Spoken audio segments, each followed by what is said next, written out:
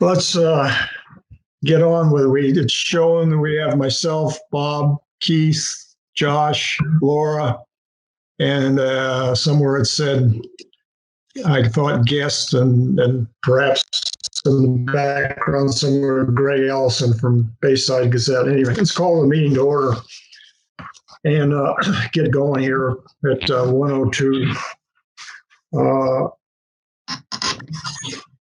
As usual, I have all of my papers well organized, and it'll go south here in the next 5 minutes.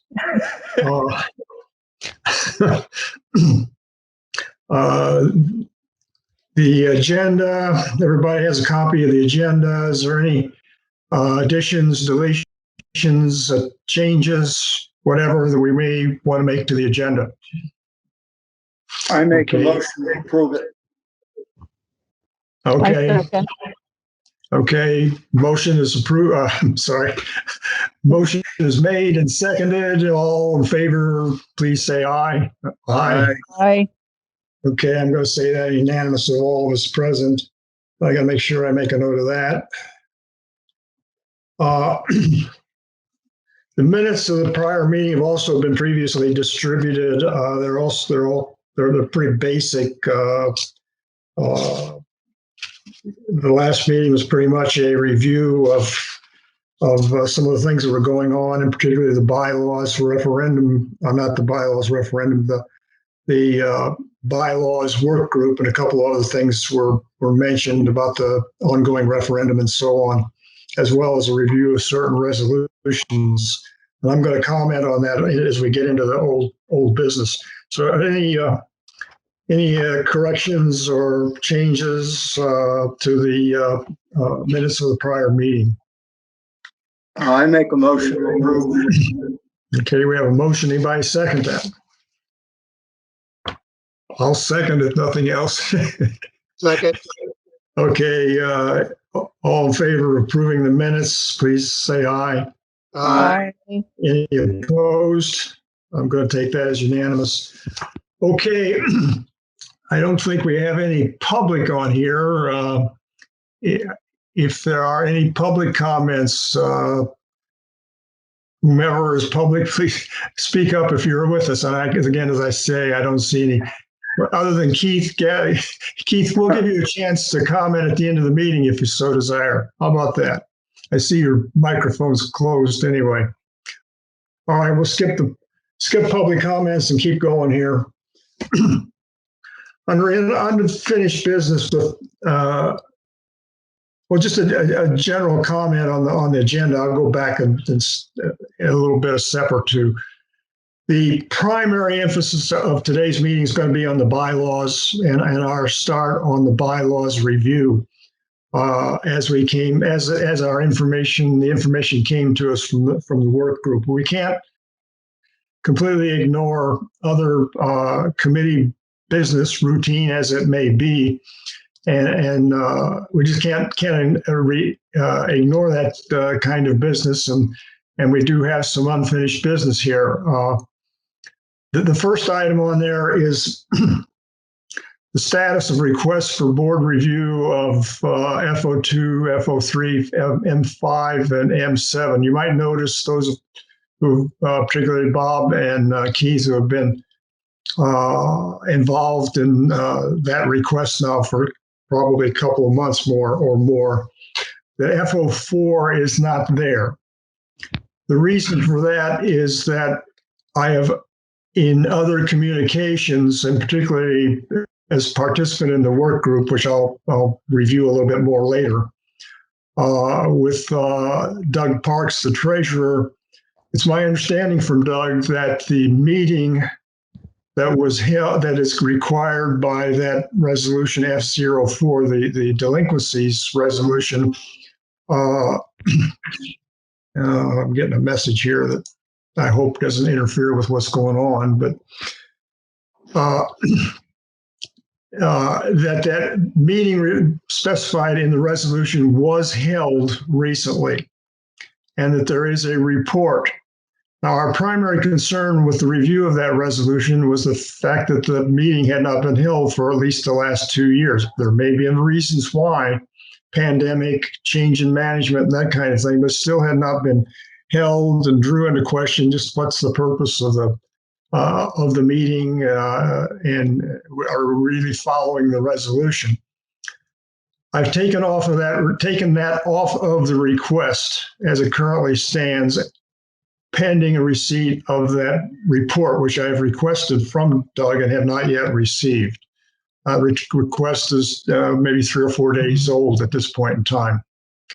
And that's the reason why F04 is not there.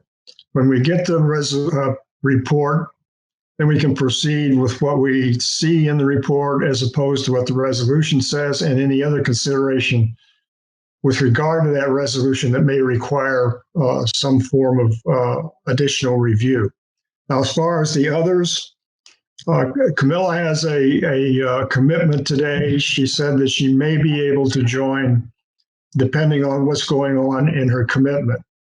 At any rate, I'm proceeding as if she's not going to be able to participate. She has indicated that she is going to be passing this on for these 4 resolutions on for further review. I've made a comment to her that the board members themselves may wish to see input from other sources, such as other committees, budget and finance, maritime activities for the M07, because that's bulkheads and waterway maintenance, or the chief of police in particular for M05, which is the animal control. It's not, yes, it's the board responsibility for setting the policy in those resolutions and the actions in those resolutions, but it is not such that they may want to just sit around themselves or individually look at it and say yes, no, maybe, or whatever. They may need to be going out to other sources for input as to how those resolutions should operate. So I've made that comment to her in the last several days on the need for us to give feedback on these resolutions, and it's not something that we ourselves can review. It's something that the board has to have a review conducted. So that's the status of that particular item. Coming up next on the any questions on what I've comments, questions on that situation? Nope. Okay. Let's go on into the next agenda item, which is adding a part that Bob sent around by email. I guess it was yesterday. Adding a statement or provision to C04. This is our committee resolution, which is due to be reviewed, and we need to do that. And Bob is suggesting we add to the resolution a statement that to follow the resolution amendment procedures as published in the Book of Resolutions B01. I believe in that what Bob is referring to is the attachment to the B01. Josh, I don't think you probably have that readily available. I don't know that we really need to. But that's where there is some fairly detailed provisions for how you go about amending a resolution. And Bob, if I understand correctly, you are basically wanting to refer to that, not necessarily, it doesn't include the word attachment in what you're proposing, but that's what you're really proposing, is that we recognize that there is a more detailed expression of how to amend a resolution, and it's included in B01 and it is to be followed. Is that a reasonable Yes. iteration, but explanation? Yeah, it's the attachment that I was referring to. Yeah, okay. Laura, this may be taking you not by surprise, but by lack of background information. There is yeah, Josh has got it up on the screen now. It's an attachment to B01, and it goes into some appropriate detail as to how you go about getting a resolution amended, and a little bit of background. I don't want to keep going on stuff that we can keep moving on, but perhaps for Laura's information, more so than Bob or Keith, we don't want the committee to be in the business of drafting amendments to resolutions. We want those who are responsible for the resolutions to form their own amendments, their own reasons for amending, and their own words for what goes into an amendment to a resolution, and a process for how that review goes forward. So we don't have everybody looking to us say, well, here's something needs to be done with this, you do it. That time is coming long gone for this committee, at least in my opinion. And that's the reason for why this attachment was added in the last, whatever the date is on the current resolution, last couple of years, 2 years. January. It's relatively recent. Yeah. Anyway, that's the background. Okay, does anybody have any further comment on Bob's proposal? What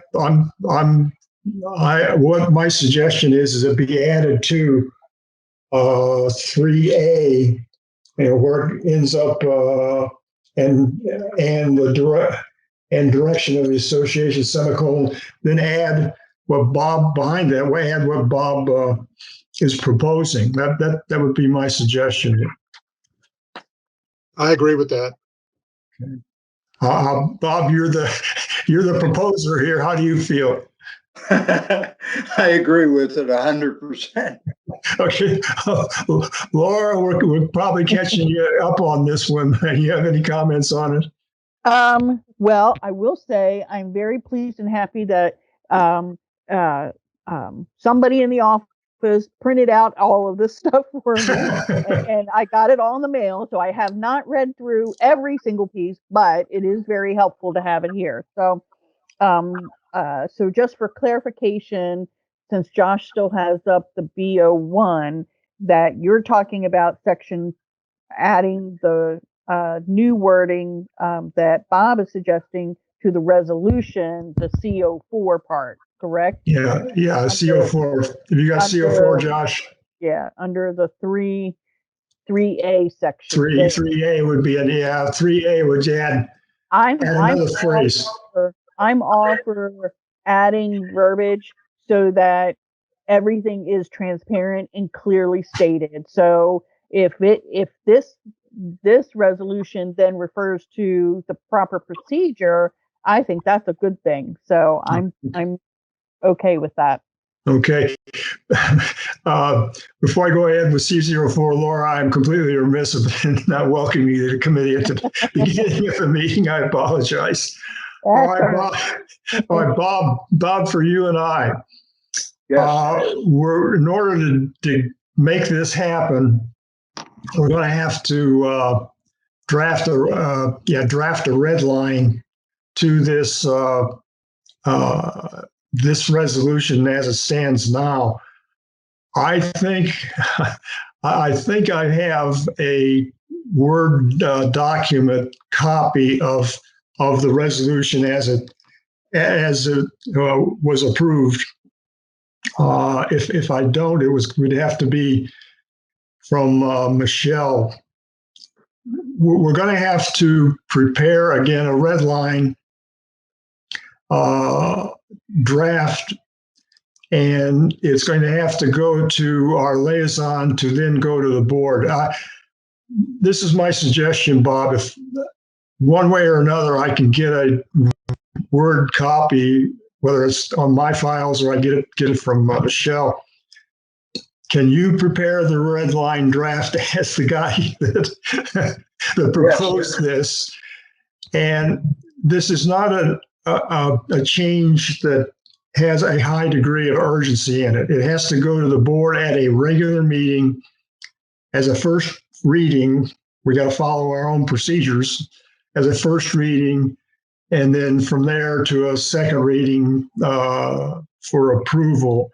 Again, it's not something that has to be done urgently. It can be done in a regular manner of business. My suggestion is that we get a red line prepared at our next meeting of this committee, the board, this committee, excuse me, this committee look at it, say, yes, this is what we want, and formally pass it on to the liaison at that time. That is what I feel we need to do next. Does anybody have any comments or different look at how to proceed? Sounds good. Okay, Bob, what I will be doing is one way or another getting to you as soon as possible a Word copy of the current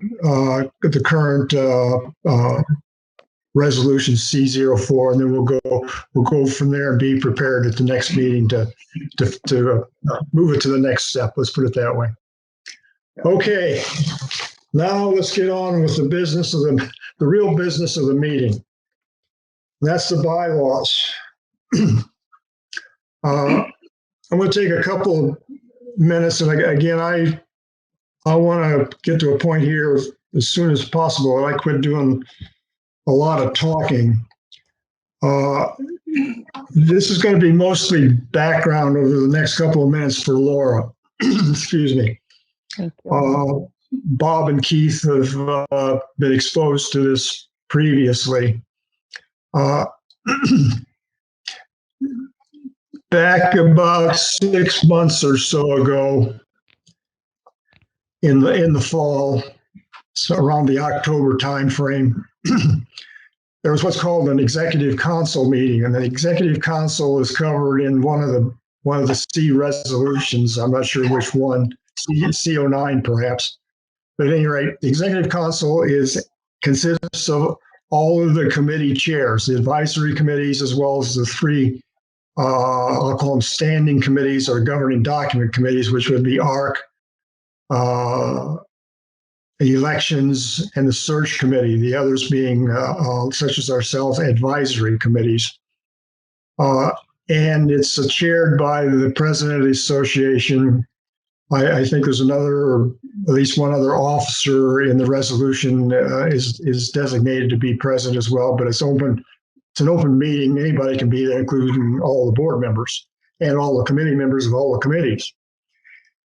It's an opportunity for the committee chairs to discuss what's going on with their committees and problems that the committees have, whatever degree of coordination there may be necessary between committees, ironed out, and that kind of thing, and to talk about what they're doing and what they think, what the committees think need to be done. One of my comments was to the effect that the current bylaws date from 2008. They were approved in a referendum in conjunction with the 2008 annual meeting and annual election of directors. And it's then at that point in time, almost over 10 years since the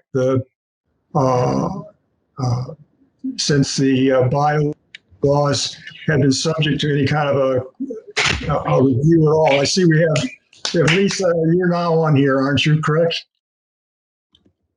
No, okay. Anyhow. Randy, I can hear their audio. What is the password? Okay. Lisa, we can hear you. Welcome, Lisa. We can hear you. Yeah, I don't, hang on a second here. Sorry, but we're having trouble signing you in. I see. Lisa, we can see you and hear you. I say she's here. You're in. Yeah, I don't see her, but I see her as being here. Let's put it that way. Lisa, can you hear us? No, apparently not. She's frozen. Okay. if you can hear us, Lisa, welcome to the committee. Now, meanwhile, back to my introductory comments on the new business bylaws. At that executive council meeting, I made reference to the fact that the bylaws were at that point in time 10 years old, had never been subjected to any kind of a review.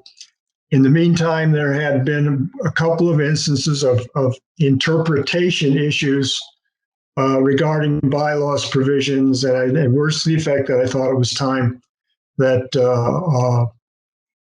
a review be initiated. Subsequent to that, the board approved the formation of a work group to begin a review of the bylaws. And that work group was chaired by, and I don't want to use the past tense for the work group, but that work group is chaired. It may be in a hiatus at the present time, but it's chaired by Doug Parks. An additional member is Camilla Rogers, our liaison. Third member is Jennifer Cropper Rhines, I'm sorry, a member of the Communications Committee, and myself as the fourth member. That work group has met approximately 6 times since either early or mid-December. Recently, it concluded its initial work effort, and you all should have in hand that 2-page summary of bylaws considerations. That is what has come from the work group for us to be, for it to be the basis of our start on the review of work bylaws proposal or amendment proposals. Now, the procedure as agreed to at the work group level, and I see no reason to disagree with it, and perhaps it can be said we can't disagree with it, is that this committee will be the committee to look at, as the formal bylaws advisory committee of the association will be the committee that looks at these proposals from the work group and takes them forward to either a proposal that goes to the board or goes back to the work group to say, well, yeah, we don't really agree that this needs to be addressed, or we think that something needs to be addressed in a different way. And here's our different way of addressing it. Whatever back and forth we need to do between ourselves and the work group, and resolve whatever may be between the two groups, the work group and this committee. Whenever that is completed, what goes to the board will be what we have drafted as the proposals that go to the board. Now, there can be many questions, I'm sure, about, well, what do we do about this if this happens and we don't agree with the work group, or then what happens? Well, I don't think we need to go there at this time. We're getting started here, so we need to get started and go forward with it. But the point is, whether there are 10, 20, however many proposals to go to the board, or one that goes to the board, whatever goes to the board, we're going to be the ones that put the words around it. And the board then will take it from there.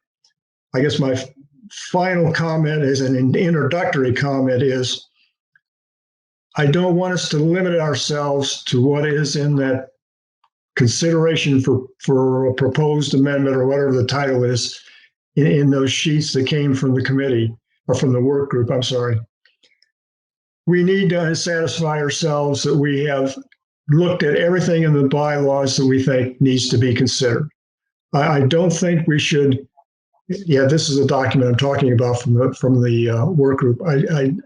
I don't believe we should be in a situation where we have overlooked something that should have been considered in a possible amendment of the bylaws. I have personally been involved in a bylaws amendment process several years ago, not Ocean Pines, and to a certain extent, it may have been too much of a rush to it. And in retrospect, maybe some things that could have been done differently, or considered differently, or not considered, or considered but weren't considered. I don't want to be thinking back. I don't think the committee should be thinking back a year from now or 18 months from now or whenever you have insomnia and say, well, why didn't we do this? We need to be thorough. So I'll make a comment or two about this a little bit later when we get a little more detail into what we're doing here. But let's not limit ourselves to what you see on the screen. I think it's perfectly legitimate that we do not limit ourselves to what's on the screen. Now, that's the background to, and I'm repeating myself probably many times over for Bob and Keith. Specifically on the agenda, a brief comment about the organization of the agenda items. In my email where I transmitted that consideration list from the work group, the amendments, not the amendments, the agenda and the minutes of the prior meeting, I also included some of my own background and personal comments on some of the resolution proposals from the work group. That is simply my own information for whatever use information, consideration purposes each member of the committee may have. In no way am I trying to influence one direction or another. I have to lead the committee. I understand that. But when it comes to where we go with this, I don't consider myself to be any more than one of 5 members of this committee. Now, on the specific agenda items, the first 2, as I think I explained in the email, deal with situations in which we have to go outside this committee. In other words, we have to do more to get into the topics of those 2 items in the agenda, the first 2 items agenda, to get into them in any detail, to make any progress, to be at all thorough in our analysis and proposal, whatever it may be, at the proposals, whatever they may be. We've got to do something more than talk about it ourselves. We've got to go somewhere. And for that reason, that's why I picked those 2 out as the first 2 items for us to start with on our bylaws effort. Now, let me start first with the discussion of the bylaws search committee. And those are related to 502B and C and the bylaws themselves. Very brief background, which probably is fairly well known, made to one degree or another by all of us. The search committee has not been a very successful effort.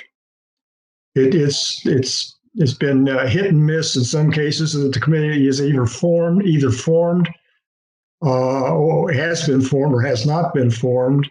It hasn't been formed in perhaps 2 years. I'm not sure. I'm going back and counting it up, but there have been times back several years ago which forming one was difficult to do. The not later than February 1st has not been met with any degree of consistency. This year, I believe there are only 2 people on the committee where it says it's supposed to be 5. That kind of thing has indicated that the search committee has not been well implemented, I guess is the way I want to say it. Since we do have the provisions up here on the screen, and Josh has highlighted them, we have things in there like the committee shall attempt to acquire at least 2 more candidates than the number of vacancies to be filled on the board. I've always wondered, it kind of implies to stop if you get to 2 more. That's not the point. The other thing is, you get down into, I'm reading here, in C, each member who desires to be a candidate for election to the board shall complete an application provided by the search committee. The form shall be submitted to the committee not later than May 10th. That being observed is probably irregular at best, historically irregular at best. People get their forms on their own and turn it in on their own, and the search committee has no knowledge of it necessarily. And as a matter of fact, I'm going into more detail than I need to. If you read M09 is the search committee process resolution. In that resolution, a provision was put in there for a search committee box to be in the administration building, and that's where the forms would be deposited, and that's the way the search committee would get them. So we had to put in with that resolution, and I was the one who drafted it. We had a hard time several years ago, whatever it's been, getting the recognition that one should be. There should be a resolution for the search committee. We put in a workaround in there to try to account for the fact that the search committee was not necessarily even in the loop of people making application. Those things exist in the search committee process, either in the bylaws or as a result of the bylaws appear in a resolution. Now, what do we do about my dissatisfaction with the search committee? Well, one thing, we have to agree that there is a reason to do some investigation. And I'm going to ask that question in a minute. But after we agree to that, what do we do next? So again, not everybody may have the same background information on how the search committee is in the bylaws, how it works, and what it's supposed to be, and some of the difficulties with having such of a committee. Is there a general division that we need to address the search committee? I'm asking that as a question for discussion. Any comments? This is Keith. I think in general you're correct, because obviously it's not been a fruitful effort based on what's in writing as to how it's to be done.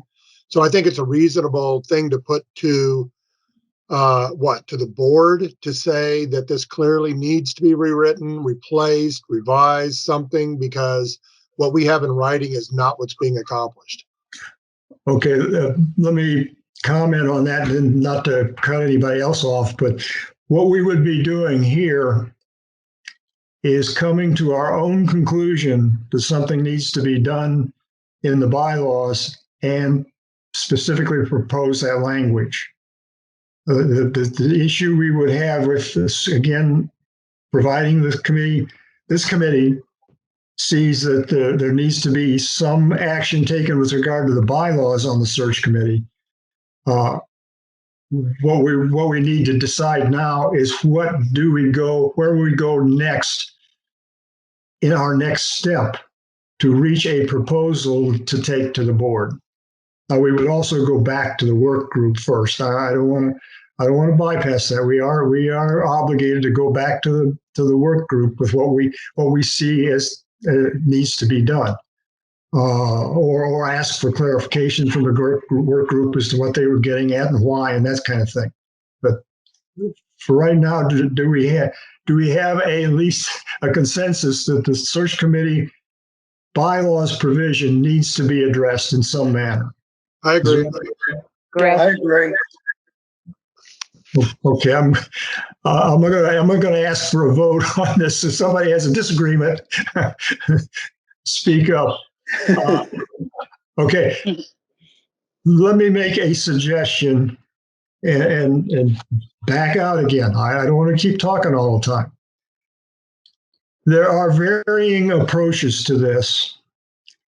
Well, there could be varying approaches. One approach could be to eliminate the search committee and transfer the search function. I'm going to use the term search function as an additional duty to the elections committee. Now, in doing that, or not in doing that, but in investigating the feasibility, the desirability, the practicality, in whatever term you may wish to use in there, of doing that, I believe would necessarily involve communicating with both the elections committee and the search committee as it exists now, which, as I said last time I checked, it was 2 people, and say, okay, what do you elections committee, what do you think about having the function of search transferred to you? Search committee, what do you think about doing away with the committee or improving the committee not performance necessarily, but improving the viability of the committee and its functioning of the committee in the bylaws? Or would you favor, or what would your thinking be regarding simply eliminating the search committee and transferring the functions? In other words, going to both committees individually with some, whether in form of questions or whatever, opportunity to come to express their opinion on a possible options of the search committee. Again, just let me quickly summarize. I would envision having to communicate directly with both committees in some manner. I want to make sure I don't keep talking. Nobody else does. Okay. Question. This is Laura. Okay. Just to kind of help a little bit with my background yet, since I haven't had a chance to go through everything yet. How many people are typically on the elections committee? It should be 5. And then same thing for the search committee? Yeah, I'm not sure. Without looking at the elections committee resolution, I think it says 5. It may have a range in number, but I think typically it normally has 5. I know that. Okay. All right. Well, but you said currently there's only 2 people on the elections committee? No, search. Oh, search. Right. How many? So I'm just trying to think. If we combine the 2 and the 2 duties, can 5 people under elections handle all the duties that search would have also done? Or would you need to adjust the number of people on there? I know you want to typically keep things as an odd number in case there needs to be voting within that committee so that you don't have a tie. But I'm just thinking if, obviously they're not getting people to sign up for all of these committees to even fulfill the full status of it. So it doesn't make sense to have 2 separate entities if the elections people are willing to take on the search process part as well, or have that committee large enough that they can amongst themselves divide who takes the search committee details and who does the election part. Does that make sense? Yeah, go ahead. I have a question. Why isn't the election committee a standing committee? It is a standing committee. Well, the term I use, Bob, is a governing documents committee. The elections committee is created by or authorized by, however you want term you want to use, by the bylaws. So there's no real alternative to have an elections committee. Yeah, I'm looking in my bylaws for what it says here. yeah. I'm reading the bylaws for, not the bylaws, you know, we gotta go back to that. But if the committee is only appointed by the president in the beginning of the election year, the January, February timeframe, it doesn't give them much time to organize and plan. Yeah, the search committee is not a committee intended to be, or at least the bylaws imply, or that it can be perceived from the bylaws, that the search committee is not a committee that stays in session any longer than past the cutoff for candidacy to the board. There was at one time a proposed amendment to that resolution, M09 resolution, that would leave the committee in place. The bylaws don't specifically say that the committee goes out of business. It just says that a committee is appointed every February, no later than every February 1st, which means that the committee ceases to exist at some point in time prior to February 1st. But at any rate, I don't want to get off on a proposal that never got anywhere. One of the problems, a major problem, has been the failure to appoint or make effort to appoint a committee. I have to say it that way.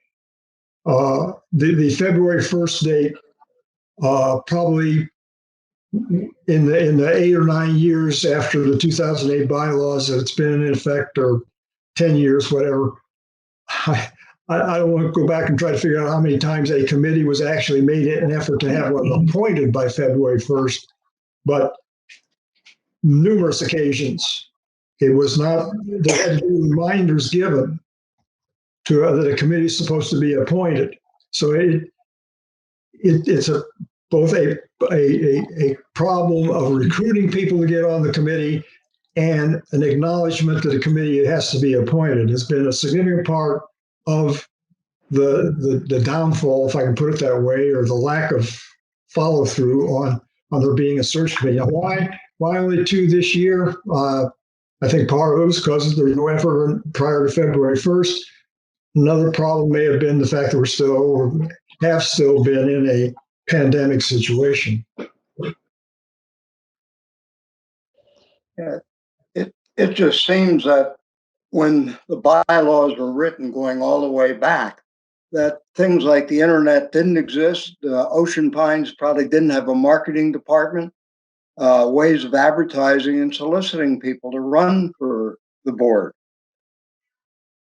And it's changed. Well, going, I don't want to go back too far in time, Right. and detract us from moving forward.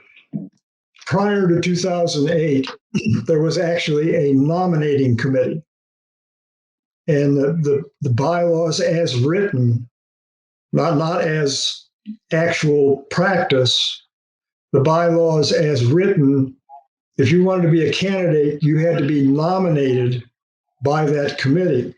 You couldn't get on that ballot unless that committee passed upon your credentials and had literally nominated you to be on the ballot.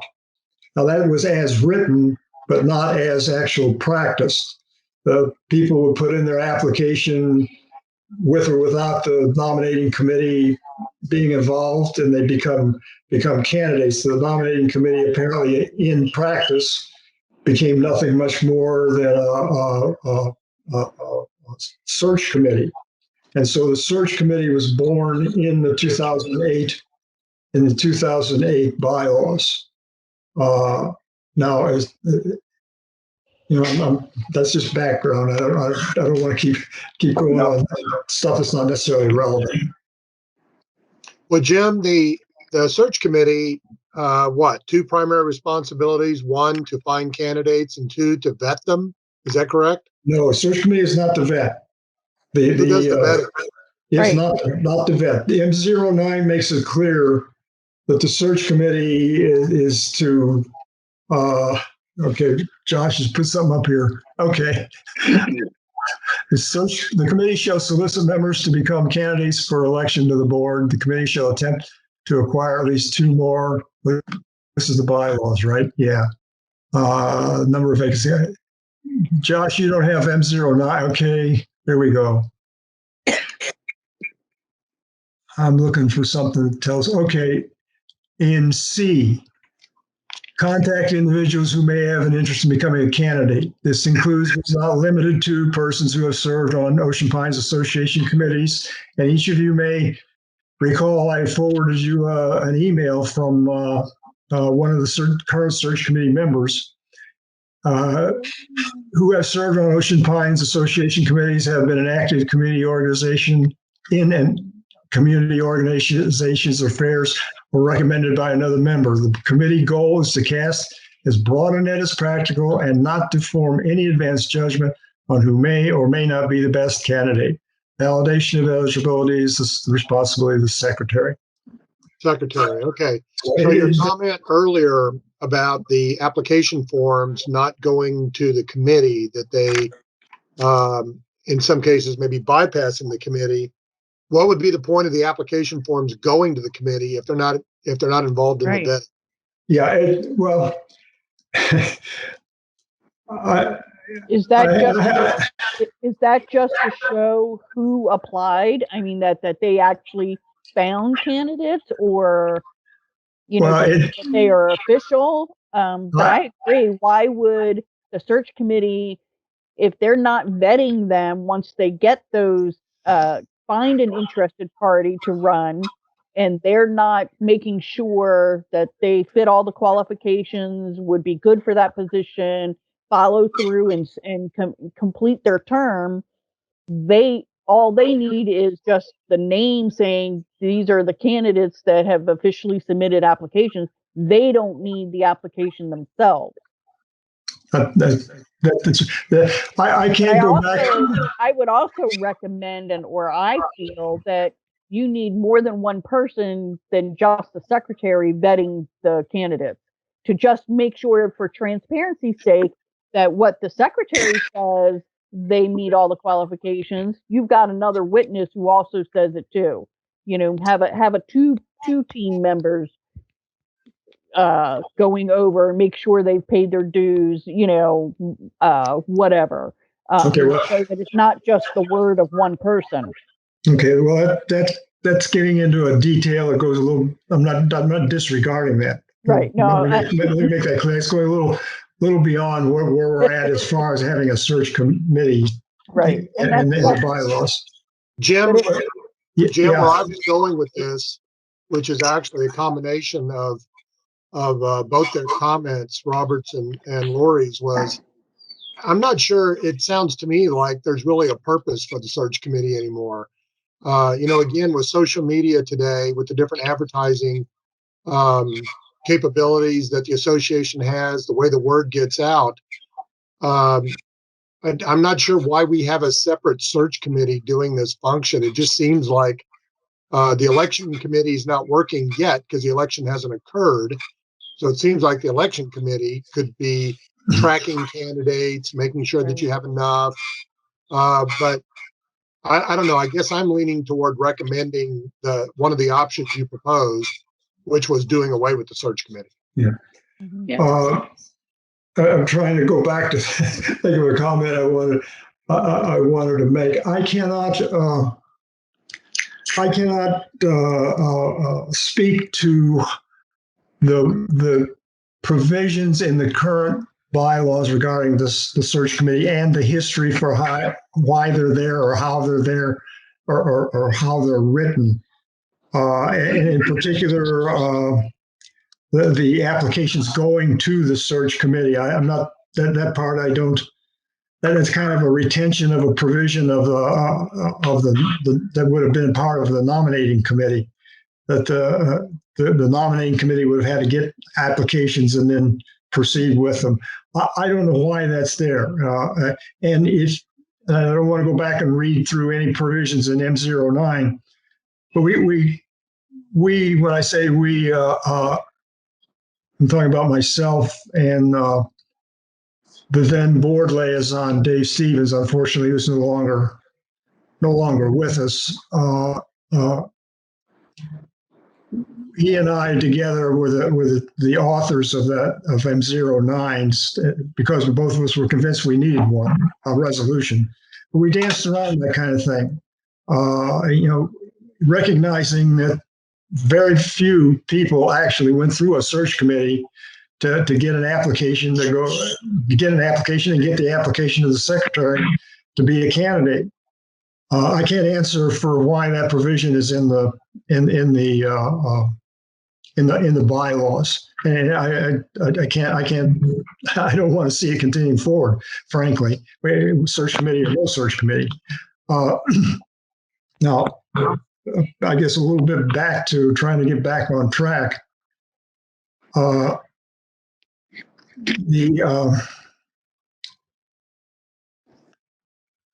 Josh, are you listening that you can make a comment? Guess not.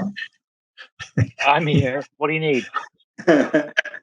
In the last couple of years or so, I know this year we have a search committee, but did not in the last couple of years or so, did not the elections committee and perhaps yourself, or maybe we're going back to before you were in your current position, effectively do what the search committee is called upon to be done in that provision in M09 that we just referred to, cast the broadest net possible in media and association publications and so on. Yeah, we've been writing press releases the last 2 years. It's on the website. It's on Facebook. Our Facebook page has 5,000 members. It's been in the weekly e-blast every week. This year again, which reaches 8,000 people. It's been in the local papers. It's been everywhere that we can get it. And that's the last 2 years since I've been here. Okay.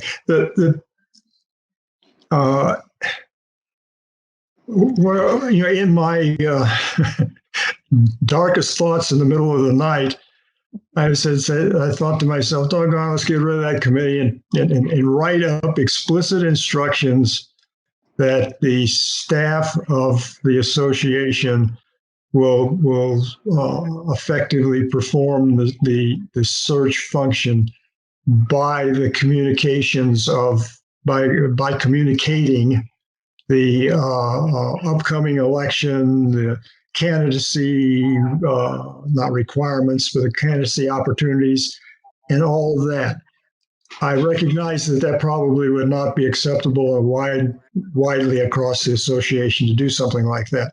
And I also understand that we could be, whatever other direction we go, could lose the possibility of person-to-person contact with people that may be interested or could be brought to be interested in becoming candidates. I have not personally engaged in that kind of conduct or contact, let me put it that way. So I don't know how feasible, I don't know how much success there is in this person-to-person contact from a formally organized committee. Maybe there may be other individual people of some degree of detailed interest in the association who do make contacts.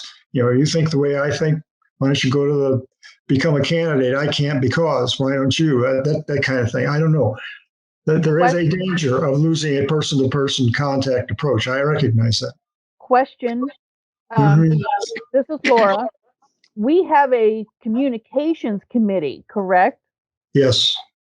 What role do they play in advertising for the upcoming elections and recruiting? Is that part of what do they do as far as, are they, in addition to what Josh does in his job, but the volunteers in the committee, what do they do as far as communications? Are they helping to advertise for any of this stuff? If so, why couldn't the task of the search part of it, the advertising for an upcoming election, be added to what they do as part of their communication tasks that they would cover each year. And then it's the elections committee who starts earlier before the elections and helps with the one-to-one interaction with with uh, talking to interested candidates, because you do need a point of contact for somebody to reach out and say, hey, I got questions. I want to know more about what it means to be a board member and stuff like that. That's where you get your one-to-one. Who's that contact? Are you giving it to somebody who's a paid person in the whole association, or is it a committee person who's a volunteer? Which one is more personable? I do a lot of this stuff in the PTA world, and one-on-one stuff does work better. So it's finding out who has that responsibility. But if we've already got a committee called communications and they're helping to promote, just like Josh is doing in the marketing division, again, it goes for the idea of not needing an actual search committee then, if you make that task fall under communications as well. That makes sense? Well, yeah, I'll make a quick comment. Again, I don't want to be closing off anybody else. That's certainly a possibility. Let's put it that way. But it would have to be passed by the communications committee before it became any kind of a firm proposal. To go back to an earlier comment I made about communicating with elections and search individually regarding, I'll rephrase it as options going forward with regard to the current bylaws provisions regarding the search committee. The same kind of reach out to the communications committee for any involvement on their part would also have to be a part of that outreach effort, if that is what we do. Let's put it that way. I'm not saying no. let me make clear. No, I'm not saying I disagree. No, right. I don't. I'm just saying. To say, what other options are there out there, just like you're doing, and saying, well, if we're considering, having elections committee take on some of these tasks, what about communications? Because a lot of these committees are interwoven to some degree when it depends on certain topics. So, if we're going to ask elections and the search committee for input, maybe we should ask communications too. Okay. Any comments further on that? That again, that's going out. Again, I'm making an assumption here that we would go out in this development of what to do about the bylaws and the search committee. Let me phrase it that way.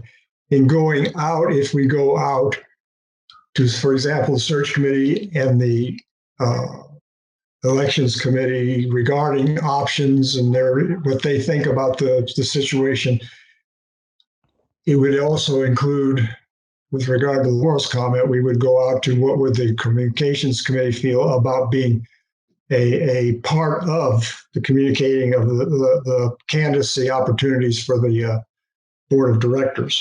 So any other comments beyond what Laura's made? I guess what is the process for going out? Well, what I envision, again, this is my vision, not necessarily what all the rest of you think.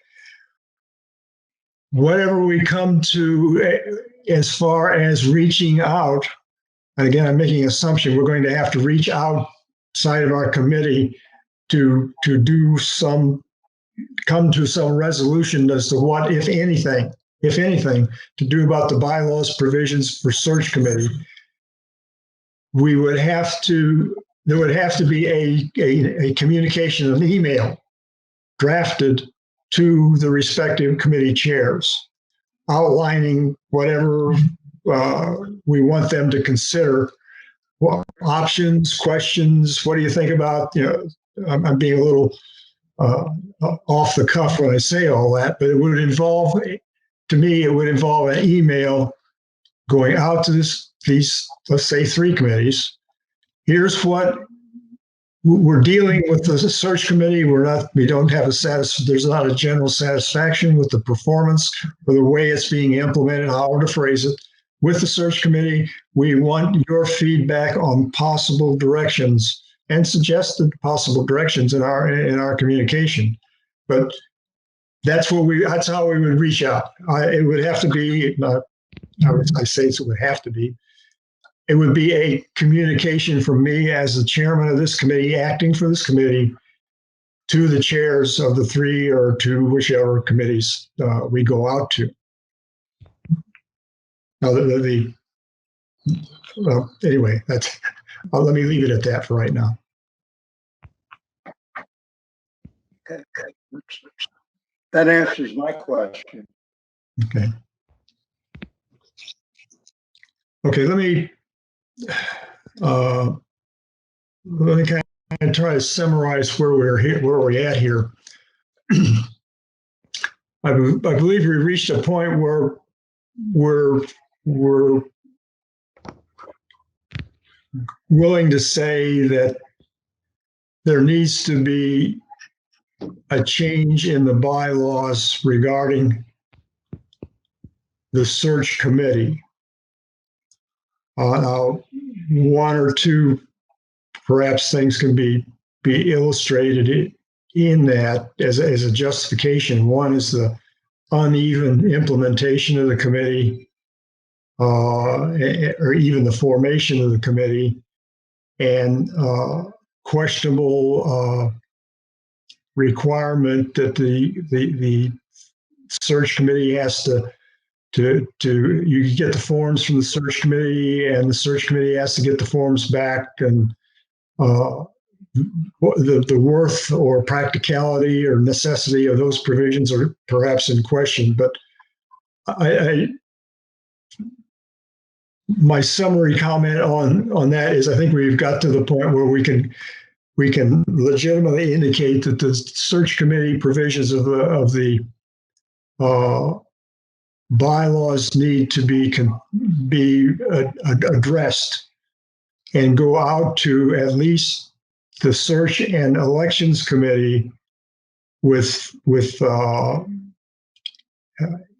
in general a solicitation of their comments regarding such things as transferring the search function to elections and doing away with the search committee entirely, or to the search committee, what's their thinking on actually doing that kind of thing, doing away with the search committee, and or revising certain provisions like the forms and the forms going to the search committee, that kind of thing, and not to ignore the input about, or the Laura's comments about the communications committee, going to them as to, do they see them as having or being in a position to performing a role of publicizing a search function?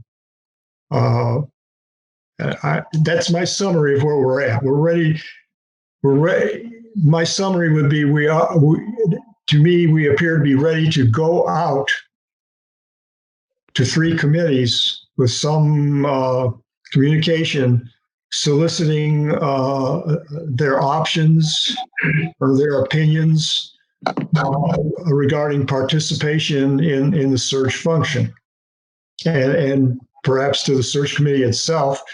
If the search committee feels it wants to should continue as a committee, then you still have the question about, okay, should you really be getting the forms back all the time, and do you really need to be looking for 2 more? The 2 more comes up later on after the secretary validates the candidacies. If at that time there's not 2 more, then another provision kicks in the bylaws, which is a valid provision, but it's not necessarily important to the search committee. Search committee, if it continues, or any search function, if it continues, doesn't care two or more. It wants as many as it can get. Really. Anyway, I think the more I talk, the more I may be confusing everything. I want to. If everybody else jump in, well, to the point. I think we're at the point that we need to decide. Yeah, are we going to go out to these three committees, and in some form of communication?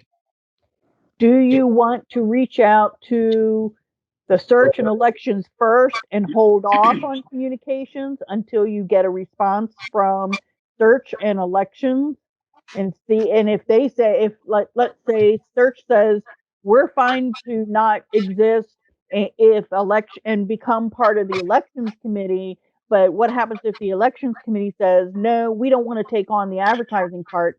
At that point, do we then approach communications? Or do you want to just approach all three right from the get-go at the beginning and figure out?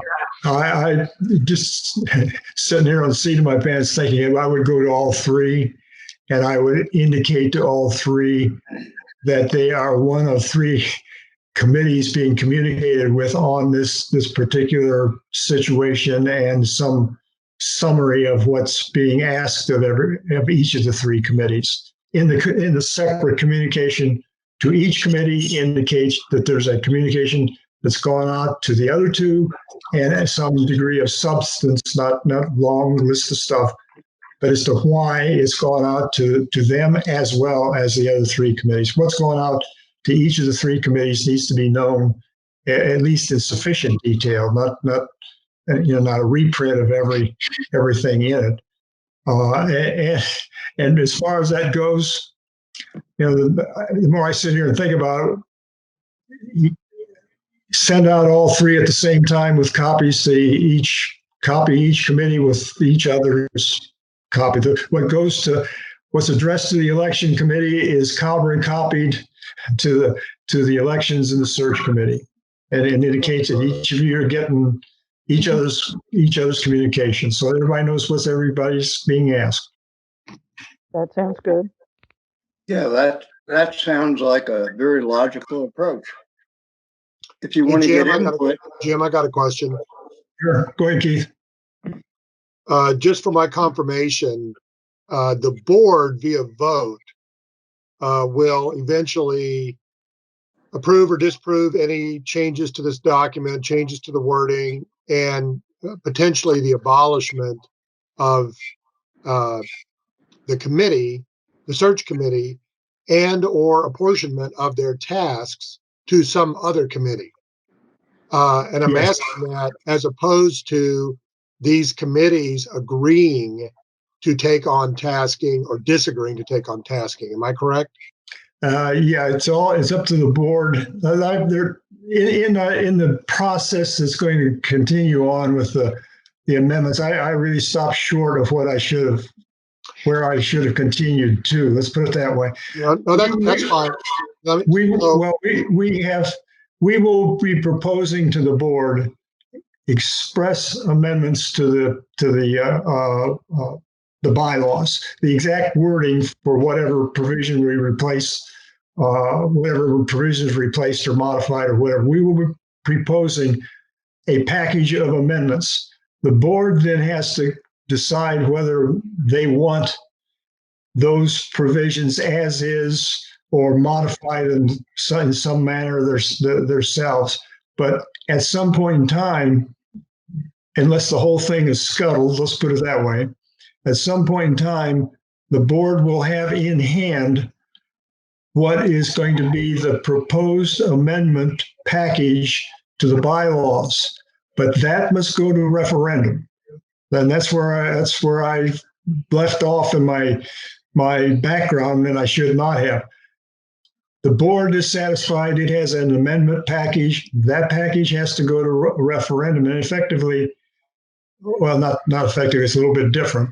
It will be a proposed bylaws amendment proposed by the board of directors and be processed in accordance with the current bylaws provisions regarding a board-initiated referendum.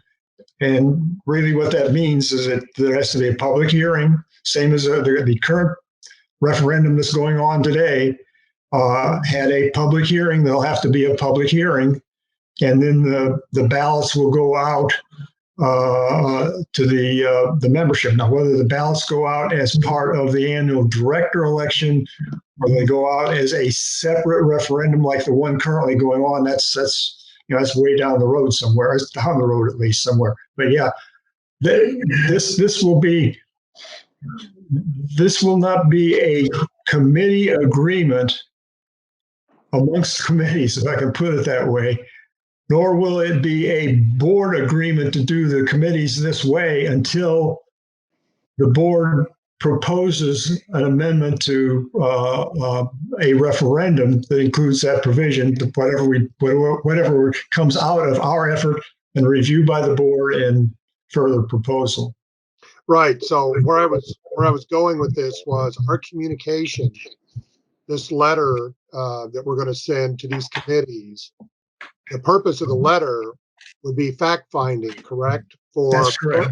Pros and cons of moving responsibilities, integrating responsibilities, removing a committee.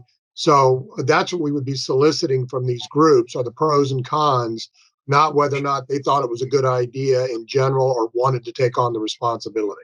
That's a very good way of expressing it. Yes. Okay. Okay, guys, gals, any more comments here? I'll make a suggestion in a minute, but I want to make sure everybody's had an opportunity to speak. All right, let me make this as a suggestion. As I indicated, I see this as a communication from the chair to the chairs of the communications. What my suggestion is I put together in the individual, there would be email communications, and I circulated among our committee membership for comments, agreements, disagreements, and whatever, and go from there with regard to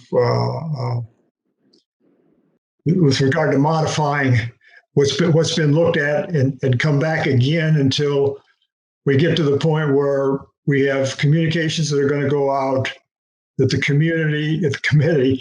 committee is satisfied with. Now, I say all that, and I fully recognize that we have an open meeting obligation, and that can, in some cases, can be looked at by people that, well, we're communicating other than in an open meeting. We're making decisions other than an open meeting. I fully understand the necessity to adhere to that. However,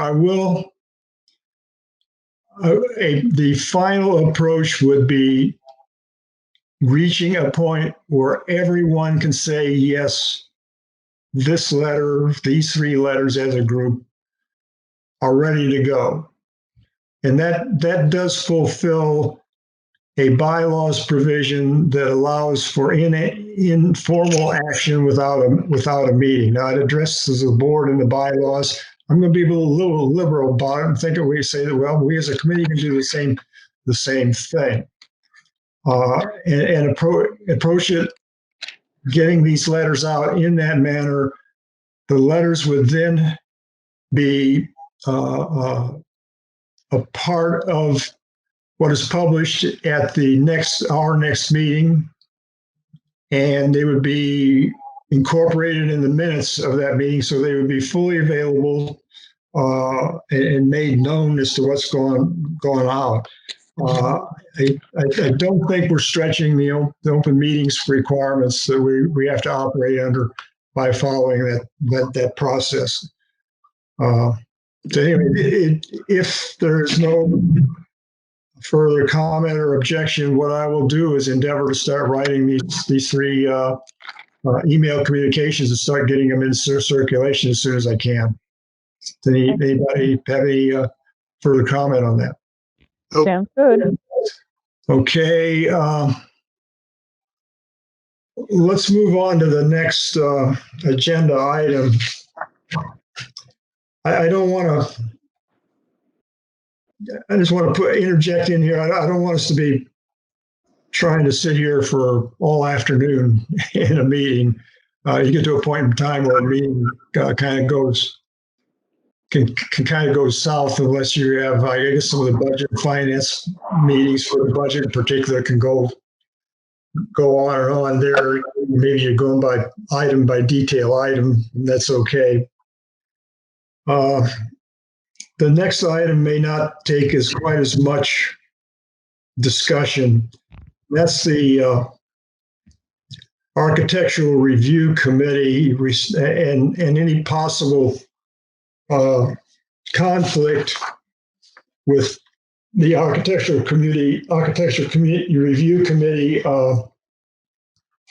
responsibilities, and I'll call them rights, a conflict with what's in the bylaws. It's bylaws provision, I've got it here somewhere, 513H.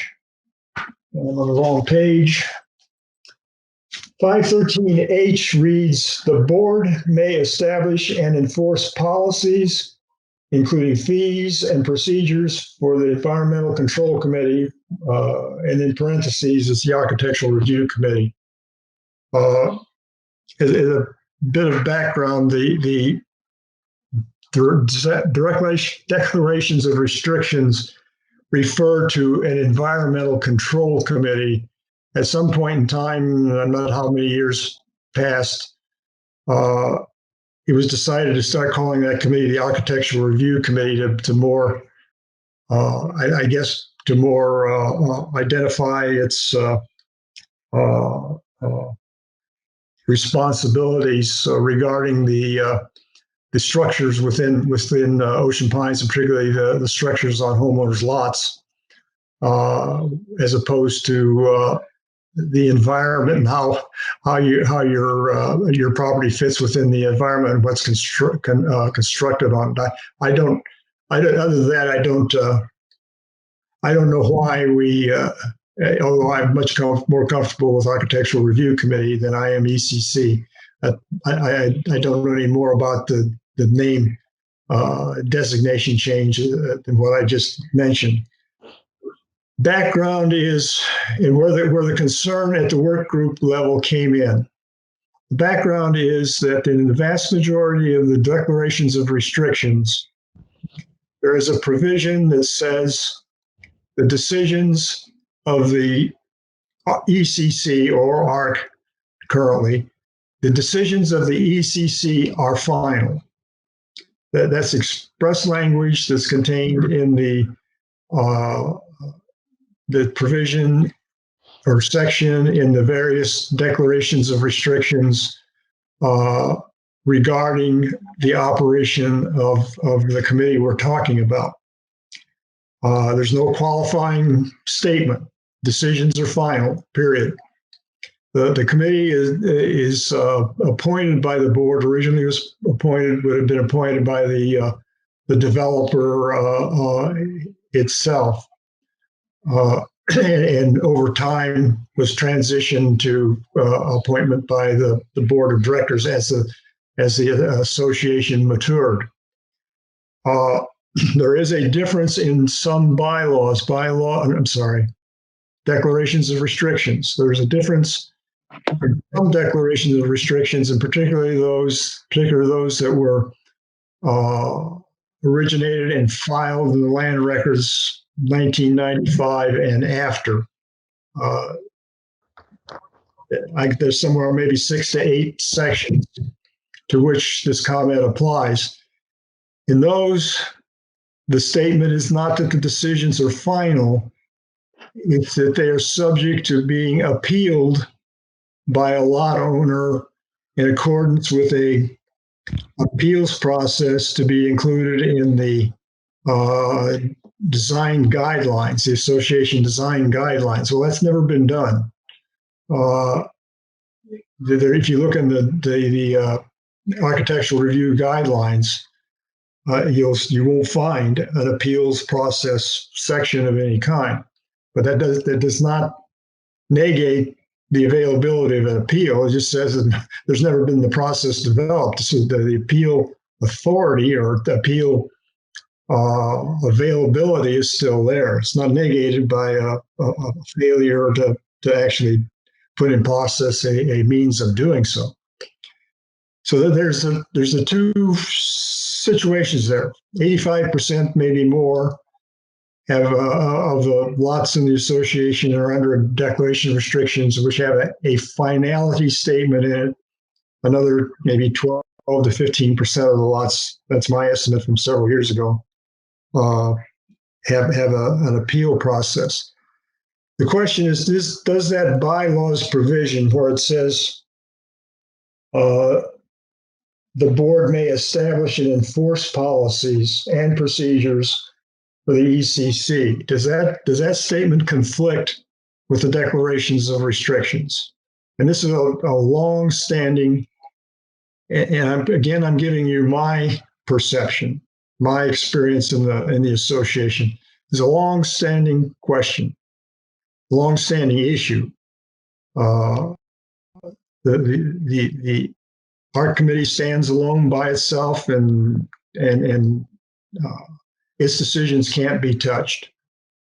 There's some thinking, well, the board can replace the members of the committee, so it sure can touch what the art committee does. So that's how the board can assert an authority, shall we say, to establish and enforce policies and procedures for the ECC. The work group is concerned that provision may be in conflict with the declaration of restrictions. And what they have done is given it to us to resolve, is that a conflict? Is that bylaws provision in conflict with the declaration of restrictions? And if so, what to do with it? If it is not a conflict, is it okay the way it is? And maybe there are other options you could put in there. The work group understands that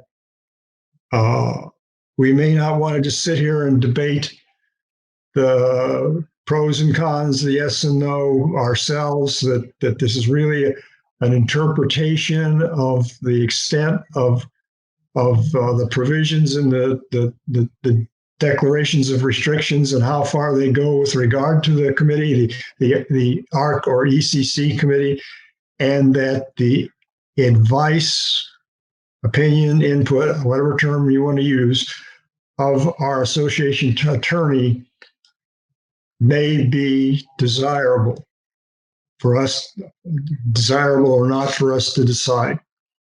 And what we would have to do if we feel we need to go outside the committee to the attorney to get his input, I'm just going to leave it at input, on how to treat this bylaws provision. What we would have to do is request authority from the board to make that contact. And the board would have to specify whatever guidelines, contingencies, whatever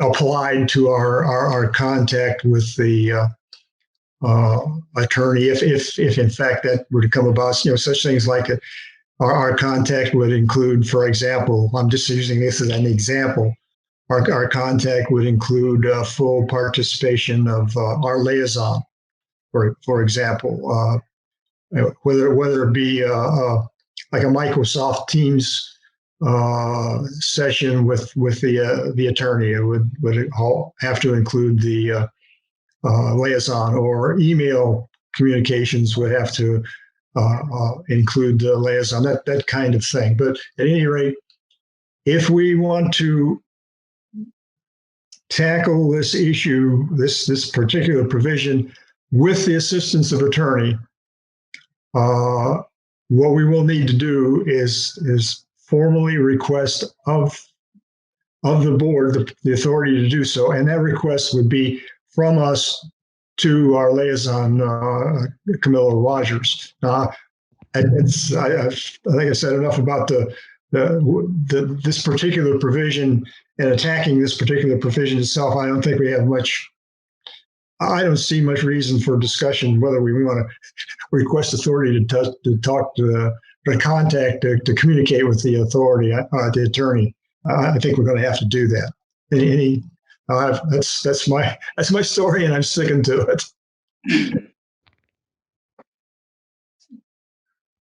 I agree with what you just said at the end there, Jim. And I apologize if you explained this before, but do you know what was the purpose between the church and state relationship of the ARC committee and the board? Why is there this big concern that the architectural board be independent of the board? Is there some history there or something? I cannot say. It kind of surprises me, I guess. But again, we're going back to the very first beginnings of the association and the corporation, incorporated association, and the initial DRs. This starts with, of course, the first DR, and this keeps going on for 20 years or so. It's kind of puzzling to me that how they could have not seen some situation that how they could not have seen that they were creating the impression of a committee that acted completely outside of any authority of the governance of the association, which was a corporation at that time. Did that early DRs recognize that there is a corporation? And I don't understand how they could not have recognized that. But we're going back 50 plus years, and I don't know. To a certain extent, they may think, well, this is all, we're the developer, we're also running the corporation. We got it all, so we don't think about those kinds of things. We got it all anyway. Well, 50 years later or 40 years later, whatever, 30 years later, whatever, however long it took to get to where we are now, we've got this lingering question. We have a committee that is seen rather independently in some respects. Let's put it that way. I don't want to. So I think this is really the crux to the issue. That I agree with you that this is a question for the attorney because it's all about interpretation, right? Yeah. But the larger question is, as an association, is this what we want? Do we want the Architectural Review Committee to be all powerful and for the board to have no control to step in the event something goes off the tracks? Because correct me if I'm wrong, but the Architectural Review Committee is just another subcommittee of the board, like we all are, right? So if we're all a subcommittee of the board, that means the board, in the end, has authority to do something, provide guidance, provide direction, change policy, whatever, through whatever the bylaws and declarations and restrictions allow. It seems like the bigger issue is here that somehow the question needs to be answered. Is this the proper relationship to have? And then from that, we'll know whether or not the language that's written down is proper to address it. Yeah, I'm trying to. Plus we have the different perspectives of do the members of the Architectural Review Committee change? Oh yes. So I mean, if this year this group says this is the ultimate answer and this is a bad looking house or whatever, but then those people leave and a new batch of committee members come on, then that's again up to them. That becomes a subjective thing, and it's all about their perceptions of what's considered against policy or whatever.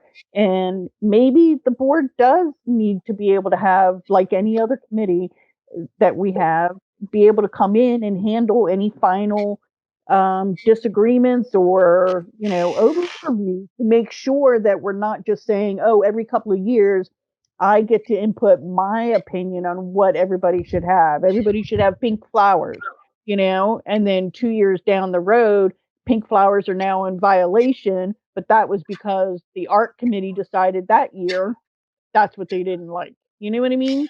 Yeah, So well, it should not have final decision.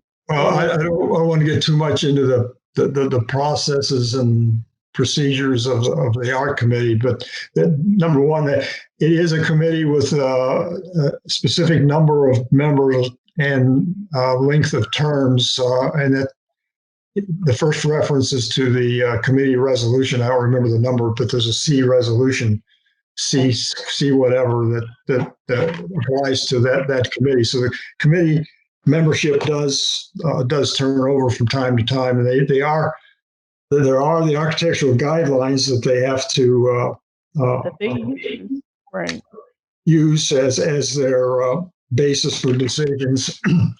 And there are other provisions in the individual DRs regarding requirements within a given section. But again, I don't want to get too much into the actual procedures. And okay, it says 3 and 2 alternates. I'm not sure. I think that some DRs just refer to 3 members, and then there are other DRs, maybe the more recent ones, that have a provision for alternates. But that's the membership, and I don't think I think it can be. I think I can say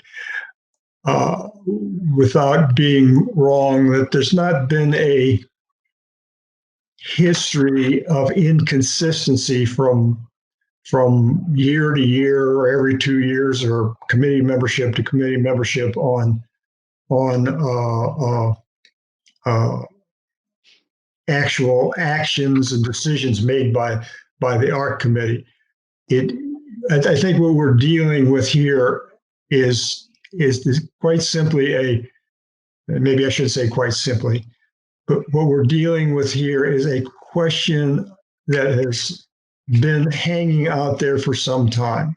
Mm-hmm. Is the degree of actual independence that the art committee has.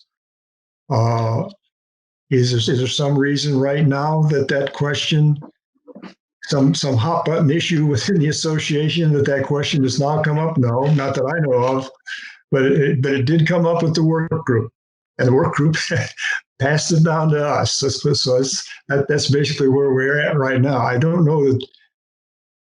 Again, I don't see this as something that right now is inhibiting. It is an obstacle somewhere in the association. But again, it's come up, and it's come up in a way that it got passed on to us. Let's put it that way. So just, I don't want to belabor this too long, but we've had the recent changes to the procedures for how to handle problem properties, right?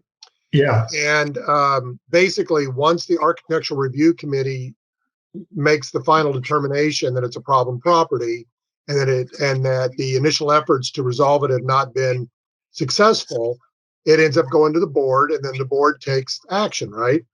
So I could actually see where potentially the art committee could look at a property, determine that it's not a problem worth going to the board, but then potentially a board member getting involved and saying, well, I think it is. And I suppose you could create a scenario where you have now a conflict between members of the board and the art committee on the opinion of whether or not a property is so bad that it needs to be dealt with. But that would be on a membership level, not necessarily the board as a whole. So in other words, I guess my point is I can understand why there's people who might think that it's a problem or could be a problem and that needs to be addressed. But, if I think, again, going back to what you first said, The question does need to be posed to the lawyer because it's a lawyery kind of question. What exactly does this mean? But I think it's perfectly reasonable for the lawyer to come back to Ocean Pines and say, well, what is your intention for it to mean? Is it your intention that the art committee to be completely independent? Is that, I think it's reasonable for the attorney to expect some sort of context. Yeah, I'm not sure how to comment to that. I have no idea how our attorney may look at this. Well, I guess for our purposes here, the question is, do we forward this on to the attorney for the initial 2 cents, right? And then based on what the attorney comes back with, we would take further action or work on it some more, right? That would be, I think that's a good summary. Yeah. Harvey, again, not to to echo kind of what one thing you said, not to belabor this too much.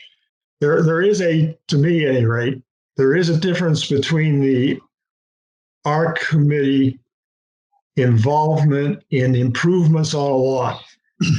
Improvements, of course, because I've got maybe not too many lots which don't have something on them, empty lots. But there's a difference between, to me, there's a difference between the committee involvement in improvements on a lot. Somebody wants to put a shed on the lot or build a deck or something like that as an improvement, or an empty lot somewhere that has been purchased and is going to have a home built on it. There's a difference between the art committee involvement in that and these appearance issues of whatever context they may be. Trash in the yard, some form of disrepair of the house, shingles falling off the roof, porches falling down, whatever they may be from time to time. I don't see that aspect of their decision making to be a part of their decisions being final. I think the decisions being final, to the extent that it reads now, applies to improvement approval as opposed to property maintenance issues. The issues that are covered in the M01 resolution that you were referring to that was revised here not too long ago. And that's a question that can be just how far. There is a provision in the DRs that give the ECC, or in this case, art committee, the authority to grant variances. These variances, I've forgotten, adjustments, I think it is. It made the wording, the terminology, variances and adjustments may or may not be correct, and it may vary from one DR to the other. Well, there's a whole long list of general restrictions, some of which deal with stuff like trash and others that you don't necessarily think would be given a variance or some kind of adjustment to be able to do. So there may be a question there, as what's their involvement in that kind of thing. That's perhaps subject for further discussion later on. Let me at this point in time make a suggestion. I'll put together a communication to our liaison via an email to request that we be able to communicate with the attorney on the question that's raised in this in the information that came down from the work group. All we would be doing is requesting the authority to communicate with the attorney, and it would be there would have to be added in there some reason for doing that and a background. But I suggest that I could probably do that reasonably well myself without having to send it around to everybody to look at. I would copy everybody. Let's put it that way. I wouldn't send it without copying. But would the committee want to see that communication requesting authority to our liaison before I send it out? Let me ask that. I wouldn't be interested. I mean, it's just going to be a basic question to allow asking for permission to do it, right? So I don't think that's too complicated. Yeah, I hopefully I can keep that pretty straight. All right, we are approaching the 3-hour or 2-hour mark. I'm sorry. We've got another item on the agenda, and that's a discussion of how to proceed from here. I would like to at least spend a couple of minutes on that. We've got a variety of things, approaches that can be done, and we can take that. List from. I keep calling it a list, but I guess that's as good as any term. List from the work group. We can start at the top of that and work our way down. We've already discussed a couple that we pulled out for discussion at this meeting. We start at the top and work our way down. I don't have any problem with doing that.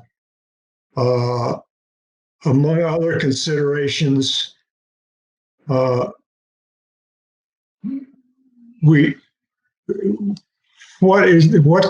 thoughts do people have about an individual taking on a particular provision or a couple of related provisions and preparing an analysis for consideration and have that as a starting basis of consideration at a meeting?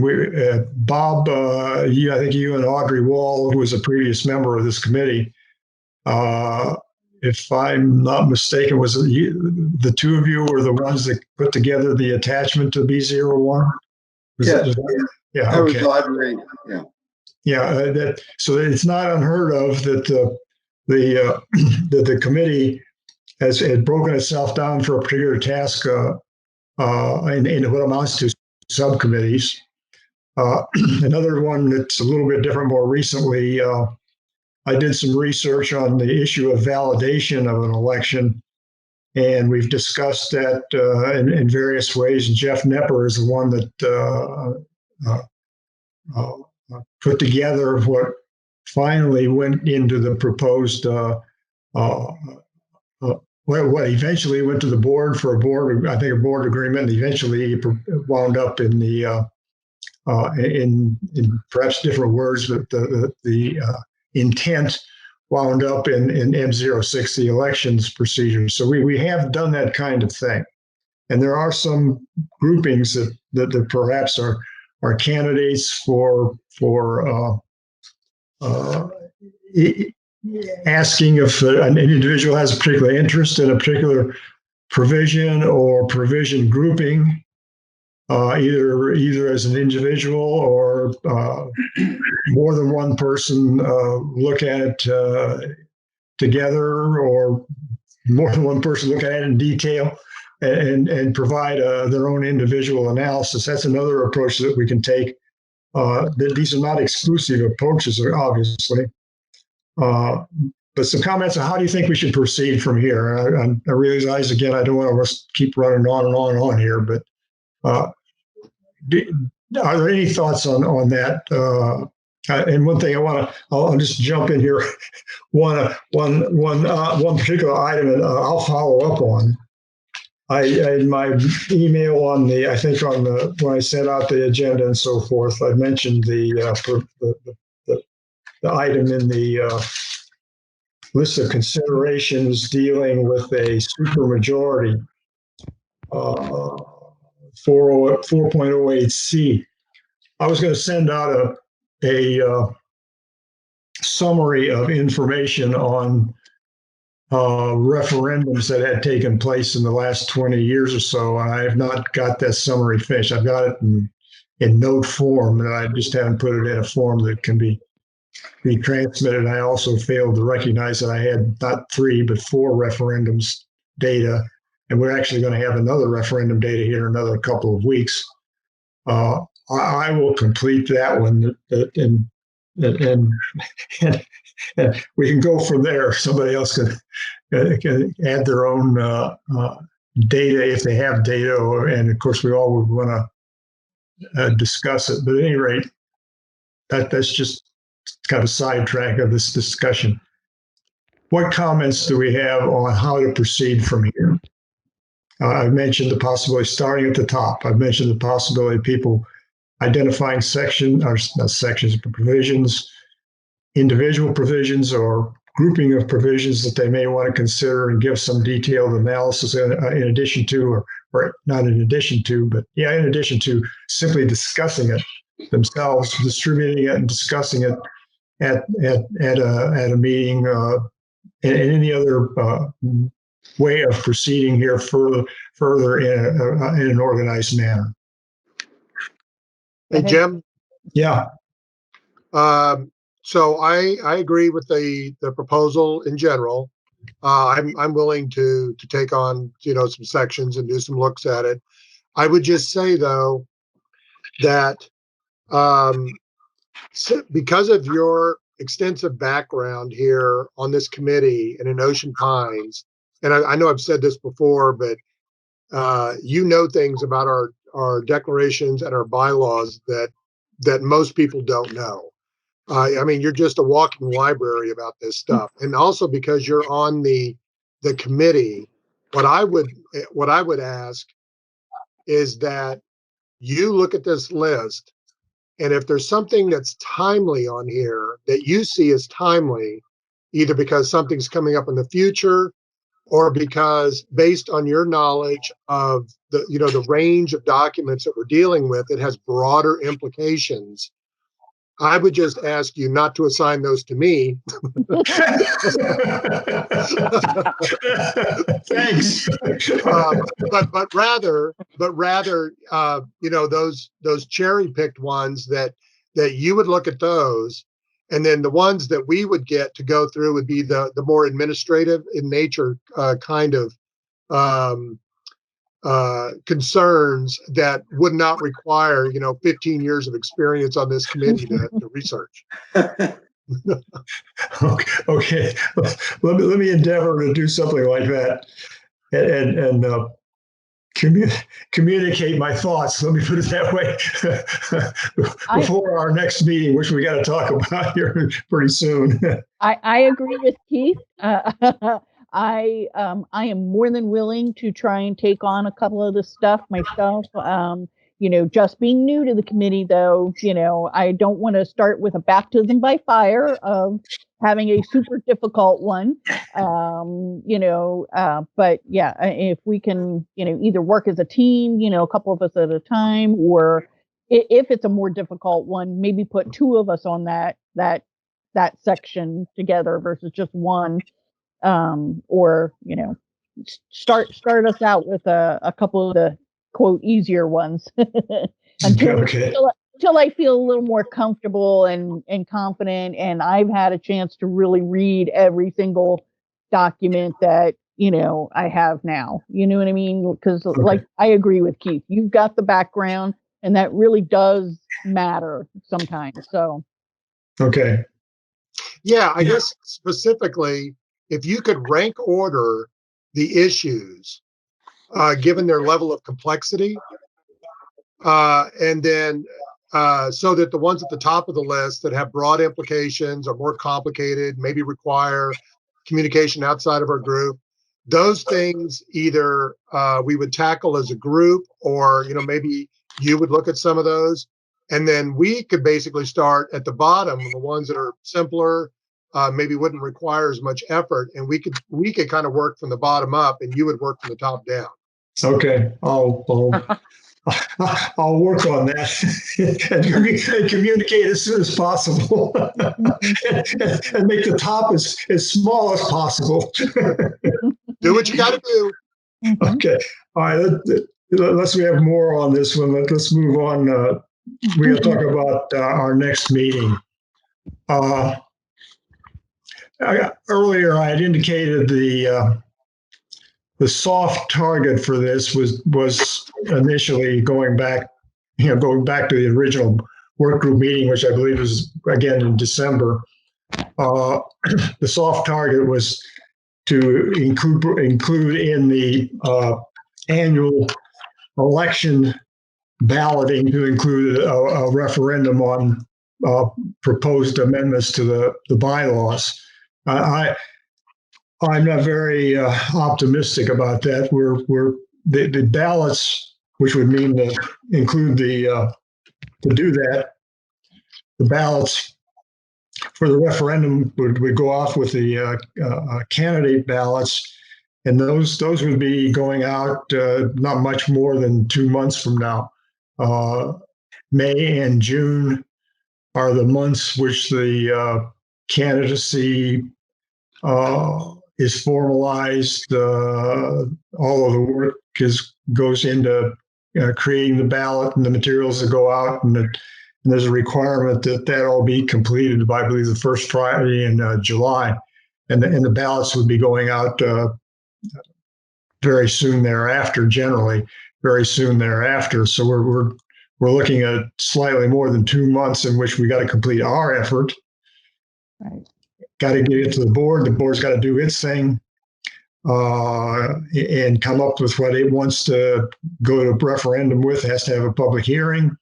Right. And then that all has to be done and finalized. Again, not more than about 2 months, a week or so from now. I'm frankly not very. I don't very. Frankly, don't see that happening, to tell you the truth. So I know I was not part of the bylaws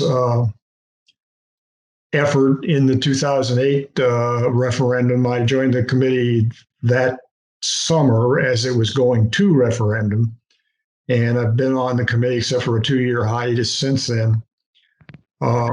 So I know that the people who worked on that committee for those bylaws that were the comprehensive bylaws that were approved spent an awful lot of time, an awful lot of meeting time. When I joined the committee, they were actually going 2 times a month. And I'm reluctant to start doing that. And I am ready at this point in time to schedule our next meeting as a month from now. Now, did you folks have any further comment on that? I would just like to say that I agree with you that we're not ready to be able to get this all said and done for a referendum now to go out, with the upcoming election ballots and stuff. And part of it, you can say, as of now, you have a full committee. You've got your 5 members. So now we can start working towards it. But prior to that, you didn't have the full committee right now, or, for however many length of time. So moving forward, I think we could aim for something in the fall or whatever as our target end date. But to give us time as a full team to work through this. But I like the month to month, which is fine for me right now, because honestly, May and June are busy months for other stuff too. So, Okay. Anybody else thoughts? Well, I haven't spoken. I've just been doing a lot of listening, everyone. Sorry I was late on this. My Wi-Fi has been up and down today with this 50-mile-an-hour wind gust. But I agree with Laura. But if there's something most pressing that's of now, obviously, Jim, your expertise is in walking encyclopedia, like Keith said. Obviously, we'd be addressing it sooner than later. But and I do agree with Laura. Now there's a board of 5, but a committee of 5 here. But we're the 2 new ones, so there's a lot for us to learn. Okay. Here. So, I'd be happy to take on some responsibilities of whatever you felt was most pressing going forward out of this list as well. Okay. Is a practical matter as far as pressing items. A bylaws amendment has to go to a referendum anyway. Correct. So. Right. But I'm talking about like in the order of what you were talking about. Yeah, it's not right into that. Like what did we start with first? Yeah, it did. Yeah. Sorry about that. it's the organization of how we proceed to get Correct. the job done is what's the Right. As the what's, point, what's like working on 1, 2, 3, 4, 5. Correct. yeah. Okay, what we have previously had as the meeting schedule has been the first Friday of the month.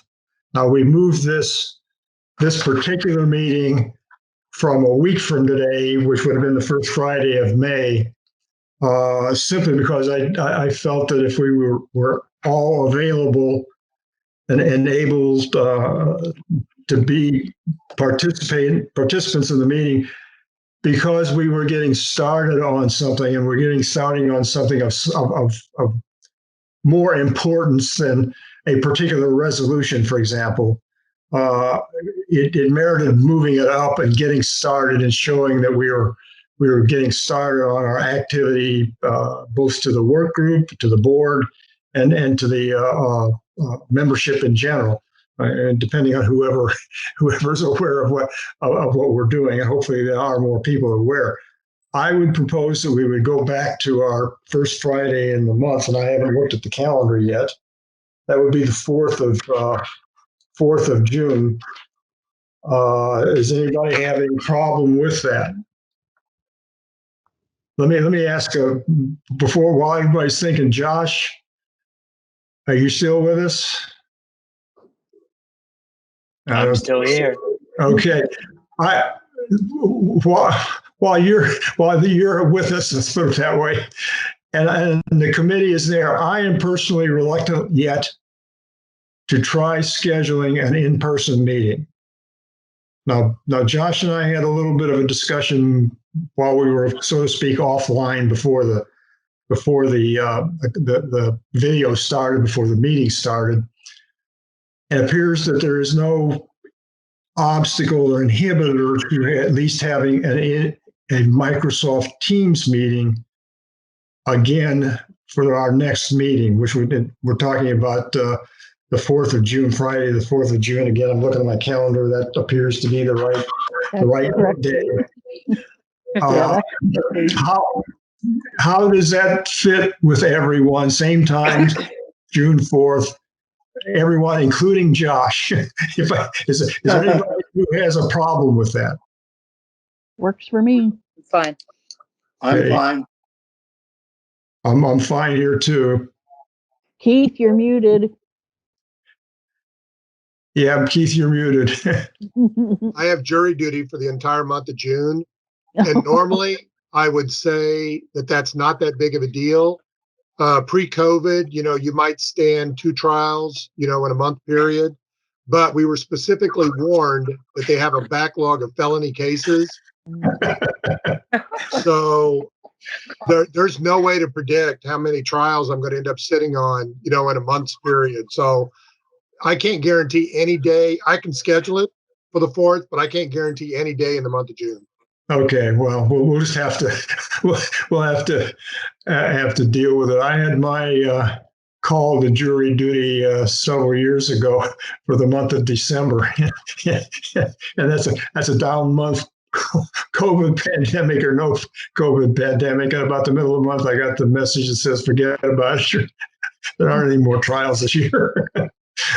Okay, well, Josh, is June 4th, same time, same place. Okay. Yep, that works. Okay, we'll go with that. Josh will send us out our link in due time. All right, guys, we're right at the 2-hour mark on this. Bob, I don't want to short circuit the governance document review, but let's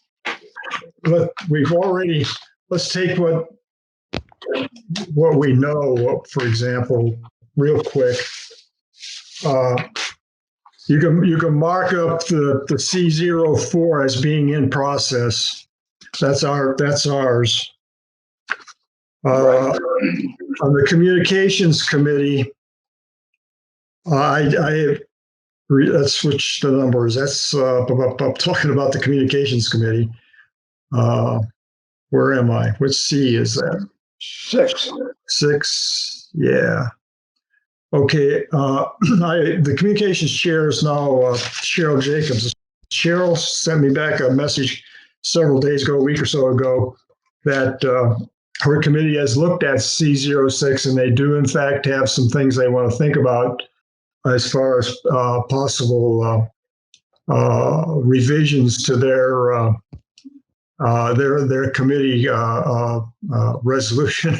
They get a letter from me, and they may cut off all communications completely. But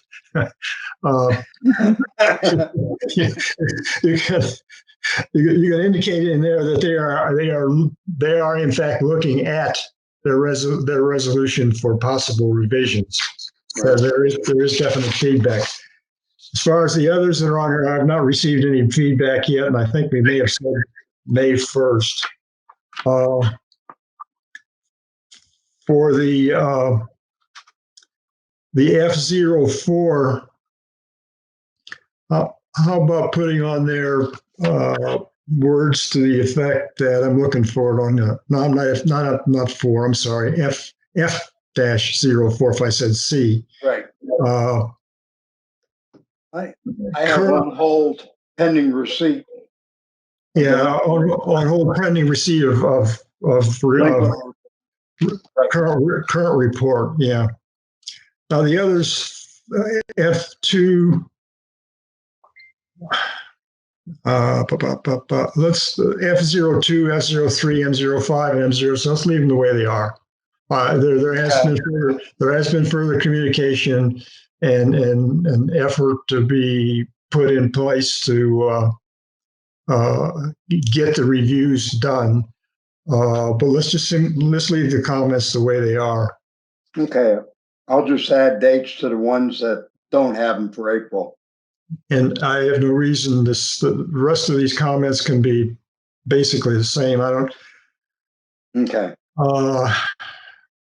Again, we're kind of skipping over these pretty fast. I'm looking to see if there's something that's due that should be sent out, and I don't right now see that don't already have comments about them. Marine activity. Okay. I'm sorry. The Marine Activities Committee did get a request sent out, and it was a request that we be advised by June 1st. Which is, okay. C12. You're going to be, they'll advise by July 1st? June 1st. Okay. Requested to review and advise status by June 1st. Okay. We got a May 20. We haven't done anything with investment guidelines. Let me take a look at that. Let's not try to do anything right now. Okay. Maintenance of lots is May 21. I'm not sure that that's a good, I'm not sure. Bob, could you check to see if that matches the most recent revision date? Okay. There may be a more recent revision date that advances. There may be a more last review date that advances out beyond May 21st. I'm not sure though. That may not be the case. Yeah, the question I had there is that a 2-year one or a 1 year? Because the 5/2/20 is when it was reviewed or approved, the most effective date. It can be 2 years. Let's change it to 22. Okay. We're going to get to M08 one of these days when we get down to this list of considerations of that. I'm hanging that out there, guys. Okay. Lisa and Laura, you don't know what I'm talking about. You don't need to, but that one's hanging out there. Where it's hanging at is in the bylaws considerations. Will come up eventually. Let's put it that way. Right. All right. I don't have anything more to talk about. I think we pretty well hit it for this session. Anybody have anything else they want to? I see we still have Greg Ellison here. If you want to unmute Greg and ask us a question, here's your chance. I don't see any movement on your microphone, though. All right. I don't know that we need to take a motion and a vote on adjourning. I'm going to assume in less than 10 seconds, I hear somebody say no, no, no, that we're unanimously adjourned at 3:07 p.m. this afternoon. I'm giving 10 seconds to hear any objections. Otherwise, everybody have a good weekend. Have a Thank good you. weekend. You too, Jim. Bye. Bye. Our next meeting, which we did